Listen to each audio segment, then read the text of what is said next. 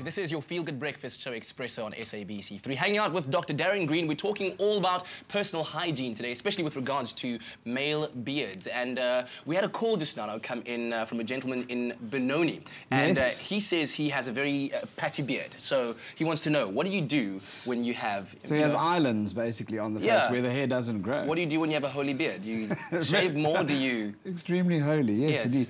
Well, I think, you know, there are different skin conditions that can actually give you that. Oh. And one of them is called alopecia areata.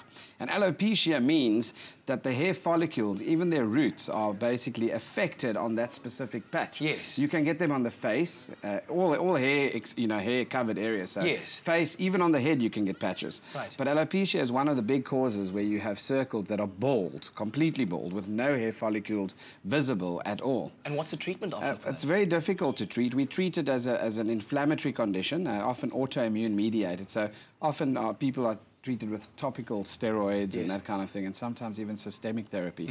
But, you know, very difficult to treat. So you don't get a champion beard with that. A lot of people just have genetically a pattern of beard growth on their face. And you'll find that just like a receding hairline in families, you also have sometimes a pattern of little areas around the mouths where you just want that fuller beard and it just won't grow there. Or you just want a beard standard and you just can't grow one. I'm cursed with that. But anyway, look, I mean, some people have told me that I'm very lucky because I'll never have a shaving rash or, you know, anything like that. You save on blades. Do you know what blades cost nowadays? Wow, really? Let's not even get into that. But let's talk about the correct kind of grooming technique, especially now that we found out that there's this danger of having bacteria and germs in your beard. What's the correct way of going about keeping it clean and making sure that you don't spread germs? So just like hair on your head, you have knots developing and so forth, which make it very difficult to untrap basically food or foreign bodies in the hair itself. So combing the beard through is important. It removes a lot of the surface dirt, etc. And also then washing the beard and what you use to wash the beard. A lot of guys use shampoo for their hair and even a conditioner for their beard to nourish, obviously, the roots of the hair follicles themselves. Ash mentioned earlier on that he had dry scales on the chin sometimes from having a beard for a long time. So conditioning the beard is also important. And I think along with that is your technique of eating. I go to Marion Island once a year to do a little research expedition as a doctor with a group of guys that grow their beards for a full year.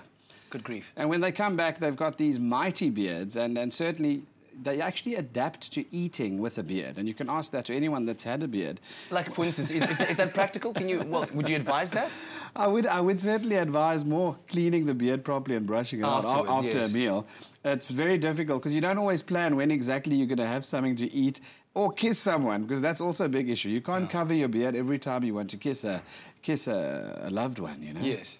So, are you going to be growing your beard anytime soon? Because it looks like it's starting out. It's really? a little darker. It's a shadow. But maybe for the Men's Health November campaign. Well, there we go. There we go. Doctor, always good to have you here for a good chat. We'll be doing this again, of course, next week, Tuesday, Medical Tuesdays with Dr. Darren Green. But right now, Graham, how's your beard going, boo? Because like that 5 o'clock shadow is starting to creep in.